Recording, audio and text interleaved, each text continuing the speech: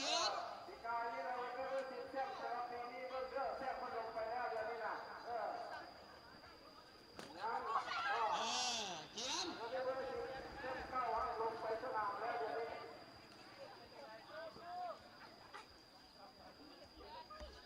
เก็บภาพมาดินะตามเสียง